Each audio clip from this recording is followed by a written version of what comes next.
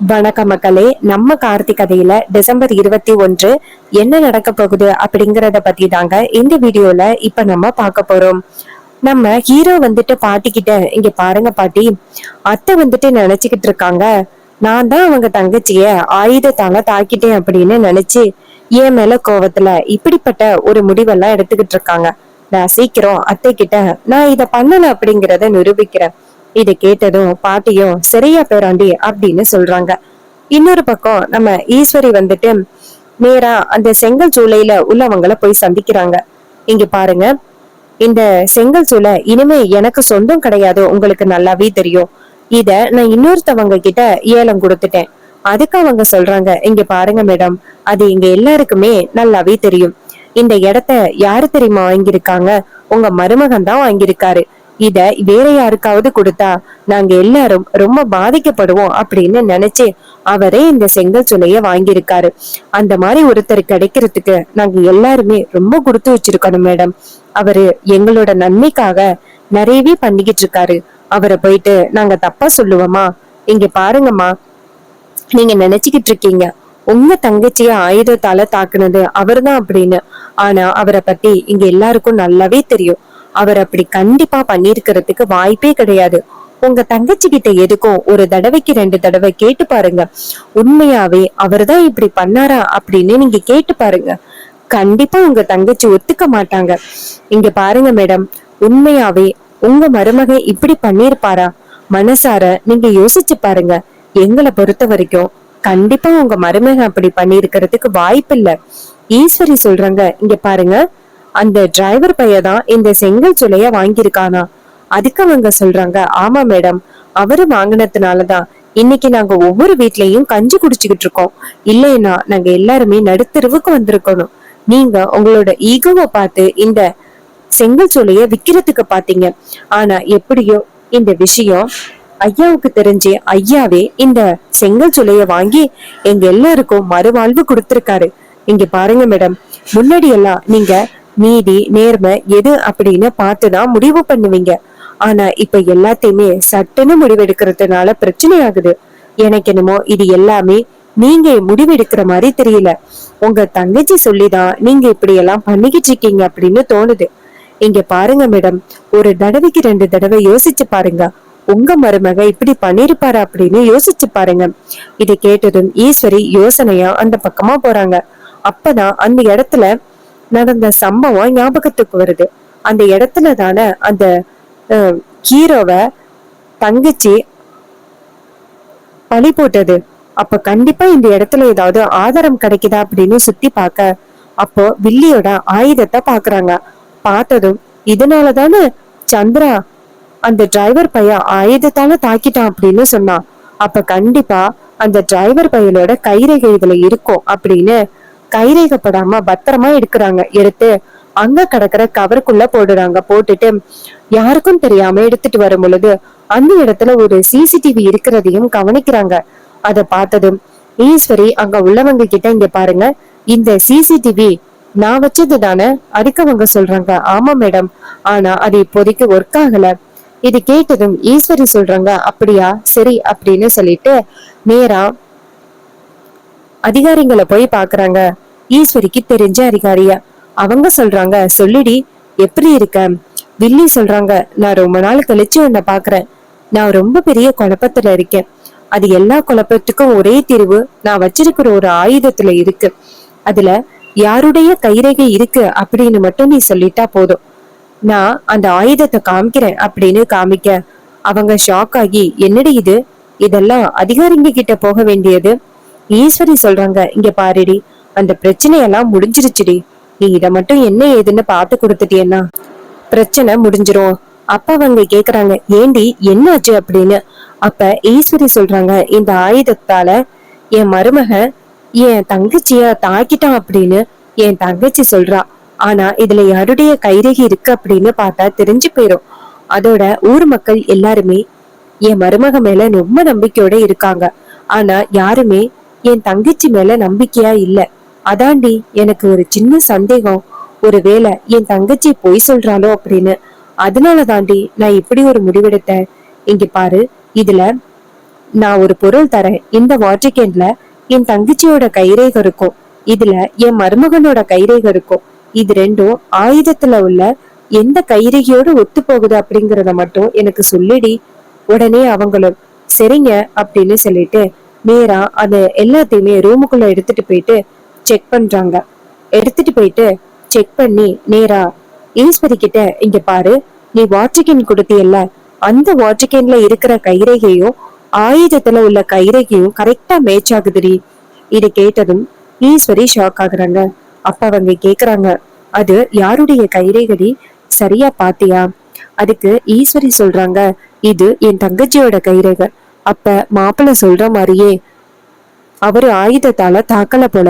இது எல்லாத்துக்குமே காரணம் என் தங்கச்சி தான் போல. என் தங்கச்சி தான் தனக்குத்தானே ஆயுதத்தால தாக்கிக்கிட்டு மாப்பிள்ள மேல இவ்வளவு பெரிய பழி போட்டிருக்கா போல. அதுக்கு அவங்க சொல்றாங்க, ஆமாண்டி, இது கன்ஃபார்ம் டி, இதுல உள்ள கைரேகை கரெக்டா அந்த வாட்டர் கேன்ல உள்ள கைரேகையோட கரெக்டா மேட்ச் ஆகுதுடி. உடனே ஈஸ்வரியோ, சரி, ரொம்ப நன்றி எனக்காக இந்த விஷயத்தை எனக்கு தெளிவுபடுத்தினதுக்கு. அதுக்கு அவங்க சொல்றாங்க, சரிடி அப்படின்னு சொல்ல ஈஸ்வரி அதையெல்லாம் வெளியில எடுத்துட்டு வந்துட்டு ரொம்பவே சோகத்துல நிக்கிறாங்க. ஒருவேளை மாப்பிள்ளதான் நிரபராதியோ, என் தங்கச்சி தான் இப்படி சூழ்ச்சி பண்ணிருப்பாளோ அப்படின்னு ஈஸ்வரிக்கு ரொம்பவே கவலையா இருக்கு. அப்ப ஈஸ்வரி நினைக்கிறாங்க, நம்ம மாப்பிள்ளைய பார்த்து உடனேயே மன்னிப்பு கேக்குறதுதான் சரியா இருக்கும் போல அப்படின்னு ஈஸ்வரி நேரா ஹீரோவுக்கு போன் பண்றாங்க. நம்ம ஹீரோ போனை பார்த்துட்டு, என்னடா இது, அத்தை நமக்கு போன் பண்றாங்க அப்படின்னு போனை அட்டன் பண்ணி, சொல்லுங்க அத்தை. ஈஸ்வரி சொல்றாங்க, உங்ககிட்ட கொஞ்சம் பேசணும், நேர்ல சந்திக்கலாமா? ஹீரோவும் சரிங்கத்த, நான் உடனே வரேன் அப்படின்னு சொல்லிட்டு போனை கட் பண்றாங்க. அப்போ பாட்டி கேக்குறாங்க, பேராண்டி யாரியா? அப்ப ஹீரோ சொல்றாரு, பாட்டி அத்தை தான் பாட்டி போன் பண்ணாங்க, என்ன நேரா சந்திக்கணும் அப்படின்னு சொல்றாங்க. பாட்டி கேக்குறாங்க, என்னையா இது, அவ ஒன்னு சந்திக்கணும் அப்படின்னு சொன்னாலா? கண்டிப்பா இதுக்கு பின்னாடி ஏதாவது காரணம் இருக்குன்னு நினைக்கிறேன். ஐயா நீ தனியா போகாத, ஒருவேளை அவளால உனக்கு ஆபத்து வந்துச்சுன்னா என்ன பண்றது? அப்ப ஹீரோ சொல்றாரு, பாட்டி நான் போய் பாக்குறதுதான் பாட்டி சரியா இருக்கும். அத்தை கூப்பிடுறாங்க அப்படின்னா அதுல ஏதாவது காரணம் இருக்கும். அத்தை இந்த மாதிரி எல்லாம் யோசிக்கிற ஆளு கிடையாது. பாட்டி சொல்றாங்க, இங்க பாரியா, அவ இப்ப அந்த சந்திரா கூட இருக்கா, ஒருவேளை சந்திரா ஏதாவது சொல்லி கொடுத்து பிரச்சனையை உண்டாக்கி இருக்கலாம்ல.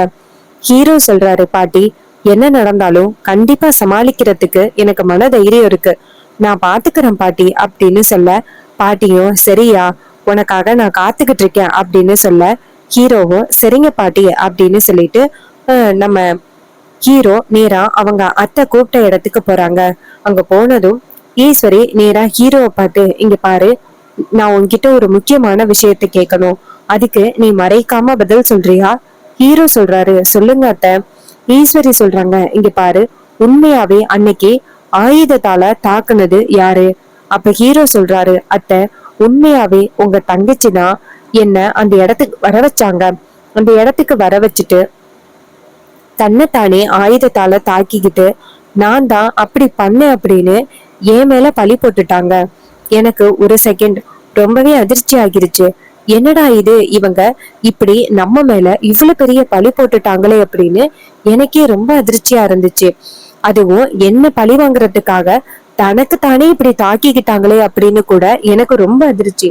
ஏன்னா இப்படிப்பட்ட ஒரு காரியத்தை எல்லாம் அவங்க பண்ணுவாங்க அப்படின்னு நான் எதிர்பார்க்கல. என்ன பழி வாங்குறதுக்காக? இங்க பாருங்கத்த, இதுதான் நடந்த உண்மை அப்படின்னு ஈஸ்வரி சொல்றாங்க. சரி எனக்கு புரியுது, உண்மையெல்லாம் தெரிஞ்சுக்கிட்டு தான் இந்த இடத்துக்கு வந்திருக்கேன். அப்ப ஹீரோ ஷாக் ஆகி, என்னத்த சொல்றீங்க, உங்களுக்கு உண்மை தெரியுமா? ஈஸ்வரி சொல்றாங்க, ஆமா, நடந்த உண்மை எல்லாத்தையுமே தெரிஞ்சுக்கிட்டு தான் நான் இங்க வந்திருக்கேன்.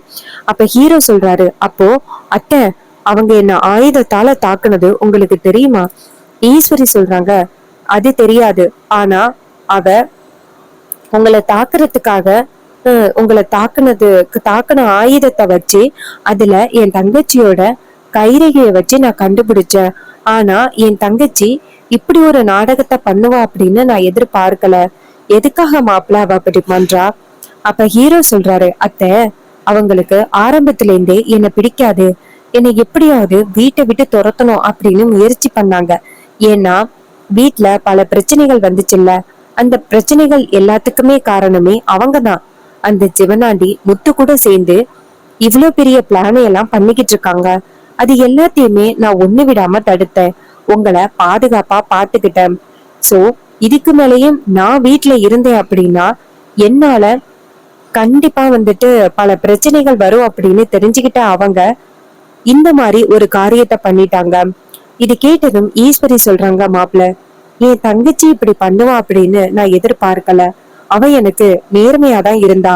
எப்பவுமே என்கிட்ட எந்த பொய்யும் சொல்ல மாட்டா. எப்பவுமே எனக்கு வந்துட்டு நேர்மையாதான் இருப்பா. ஆனா அவ போய் இப்படி நடந்துகிட்டா அப்படின்னு என்னால கொஞ்சம் கூட நம்பவே முடியல மாப்பிள்ள. அப்ப ஹீரோ சொல்றாரு, இங்க பாருங்கத்த, இப்ப கூட நேரம் ஆகல. உங்க தங்கச்சிய பத்தி நீங்க புரிஞ்சுக்கிட்டீங்கல்ல, எனக்கு அது போதும். ஈஸ்வரி சொல்றாங்க, சரிங்க மாப்பிள்ள, ஆனா உங்களை போய் நான் தப்பா நினைச்சிட்டேனே. எனக்கு உங்க மேல தனிப்பட்ட ஒரு கோபம் இருக்கு. உங்களாலதான் நீங்க வந்துட்டு வீட்டுக்குள்ள வந்து எனக்கு நம்பிக்கை துரோகம் பண்ணிட்டீங்களே அப்படின்னு தனிப்பட்ட கோபம் இருக்கு. அதோட அந்த பரமேஸ்வரியால என் அம்மா இறந்துட்டா அப்படிங்கிற ஒரு கோபமும் இருக்கு. ஆனா ஒரு காலம் நீங்க இப்படி பண்ண மாட்டீங்க அப்படிங்கிற ஒரு நம்பிக்கை எனக்கு இல்லாம போயிருச்சு. உங்க மேல நான் ரொம்பவே சந்தேகப்பட்டுட்டேன். அதுவும் என் தங்கச்சி சொல்றா அப்படிங்கறதுக்காக உங்க மேல நான் சந்தேகப்பட்டுட்டேன். அது எல்லாத்தையும் நினைச்சு பார்த்தா எனக்கு ரொம்ப கவலையா இருக்கு. அப்ப ஹீரோ சொல்றாரு, இங்க பாருங்கத்த, விடுங்கத்த, இதுலால என்ன இருக்கு, நீங்க என்ன புரிஞ்சுக்கிட்டீங்கல்ல, எனக்கு அது போதும். ஈஸ்வரி சொல்றாங்க, சரிங்க மாப்பிள்ள, இருந்தாலும் உங்களுக்கு என் மேல கொஞ்சம் கூட கோவமே இல்லையே. அதை நினைச்சு பார்த்தா எனக்கு ரொம்பவே பெருமையா இருக்கு. அப்ப ஹீரோ சொல்றாரு, சரிங்க சரிங்கத்த அப்படின்னு. அப்ப ஈஸ்வரி சொல்றாங்க, சரிங்க மாப்பிள்ள, உங்ககிட்ட நான் மன்னிப்பு கேட்டே ஆகணும் அப்படின்னு சொல்லிட்டு மன்னிப்பு கேட்க, அப்ப ஹீரோ சொல்றாரு, பரவாயில்லத்த அப்படின்னு சொல்ல, ஈஸ்வரியும், மாப்பிள்ள, உங்ககிட்ட நான் மன்னிப்பு கேட்டேதான் ஆகணும். ஏன்னா உங்க மேல தப்பே இல்லாத போது உங்களை நான் ரொம்ப வந்துட்டு பேசிட்டேன். உங்களை அதிகாரிங்க கிட்ட கூட பிடிச்சு கொடுத்துட்டேன். அப்ப கூட நீங்க என் மேல கோவப்படாம இன்னும் என் மேல பாசமா தான் இருக்கீங்க. இந்த பாசம் எல்லாத்துக்கும் நான் என்ன கைமாறு பண்ண போறேன் அப்படின்னு தெரியல. அப்ப ஹீரோ சொல்றாரு, அத்தை, இது எல்லாத்துக்கும் ஒரே தீர்வு. ரேவதி கூட என்ன சேர்த்து வைங்க. ரேவதி என் மேல ரொம்ப பாசத்தோட இருக்கா. அவளால கண்டிப்பா இதுக்கு மேல என்னை விட்டு பிரிஞ்சு இருக்கவே முடியாது. அவ வேற ஏதாவது தப்பான முடிவு எடுக்கிறதுக்குள்ள ரேவதியை என் கூட சேர்த்து வைங்கட்ட. ஈஸ்வரி சொல்றாங்க, சரிங்க மாப்பிள்ள, இன்னைக்கு நான் முடிவு பண்ணிட்டேன். உங்களை மாதிரி ஒரு மாப்பிள்ள கிடைச்சதுக்கு நான் ரொம்பவே கொடுத்து வச்சிருக்கணும். என் பொண்ண கண்டிப்பா நான் உங்க கூட சேர்த்து வைக்கிறேன் அப்படின்னு சொன்னதும் ஹீரோவும் ரொம்ப சந்தோஷப்படுறாரு. சரிங்கத்த அப்படின்னு. ஈஸ்வரி சொல்றாங்க, சரி, எனக்கு உண்மை தெரிஞ்சிருச்சு அப்படிங்கிற விஷயம் என் தங்கச்சிக்கு தெரியக்கூடாது.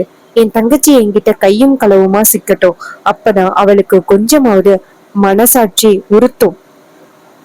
அவளை நான் கண்டிப்பா சும்மா விட மாட்டேன். என்னையே இவ்வளவு ஏமாத்திட்டாளே அப்படின்னு சொல்ல, அப்ப ஹீரோ சொல்றாரு, அத்த, நீங்க இப்ப போய் சொன்னீங்கன்னா கண்டிப்பா பிரச்சனை ஆகும். அதனால நீங்க இப்ப சொல்ல வேணாம், பொறுத்திருந்து பாப்போம். இன்னும் அவங்க என்னெல்லாம் பண்றாங்க அப்படிங்கிறத பாப்போம். ஈஸ்வரியும், சரிங்க மாப்பிள்ள, இன்னும் அவ என்னெல்லாம் பண்றா அப்படிங்கிறத நானும் பாக்குறேன் அப்படின்னு ஈஸ்வரி பயங்கர கோவத்தோட பேசுறாங்க. இது கேட்டதும் ஹீரோவும் சரிங்கத்த அப்படின்னு சொல்ல, அப்போ ஈஸ்வரி சொல்றாங்க, சரிங்க மாப்பிள்ள, நான் வீட்டுக்கு கிளம்புறேன் அப்படின்னு சொல்லிட்டு நேரா வீட்டுக்கு கிளம்புறாங்க. ஹீரோ இத பார்த்துட்டு ரொம்ப சந்தோஷப்படுறாங்க. ஒரு வழியா அத்தை நம்மளை பத்தி புரிஞ்சுக்கிட்டாங்களே, நமக்கு அது போதும் அப்படின்னு ஹீரோ சந்தோஷப்படுறாரு. அப்போ ஈஸ்வரி நேரா வீட்டுக்கு போனதோட சோகத்துல உட்கார்ந்துருக்காங்க. தப்பே பண்ணாத மாப்பிள்ளை மேல அவ்வளவு கோவப்பட்டுட்டமே அப்படின்னு ஈஸ்வரிக்கு ரொம்பவே கவலையா இருக்கு. நம்ம ஹீரோ வந்துட்டு புதுசா கோட் சூட்ல களமிறங்க போறாரு அப்படின்னு ஒரு தகவல் வந்திருக்கு. நம்ம ஹீரோவை ரொம்ப நாள் ஆகிட்டு கோட் சூட்ல மாசா பார்த்து. அப்கமிங் எபிசோட்ஸ்ல நம்ம ஹீரோவை வந்துட்டு கோட் சூட்ல பார்த்து என்ஜாய் பண்ண போறோம். இது எல்லாமே அப்கமிங் எபிசோடுல நடக்க போகுது. ஸோ இதே மாதிரி இன்னுமே அப்டேட்ஸ் வேணும் அப்படின்னு நினைச்சீங்கன்னா நம்ம சேனலை மறக்காம சப்ஸ்கிரைப் பண்ணிக்கோங்க. பக்கத்துல உள்ள பெல் ஐகானையும் கிளிக் பண்ணி ஆல்ல செட் பண்ணிக்கோங்க. அப்பதாங்க அடுத்த வீடியோ போடும் பொழுது உங்களுக்கு நோட்டிபிகேஷன் வரும், பார்க்கலாம். தேங்க்யூ ஃபார் வாட்சிங்.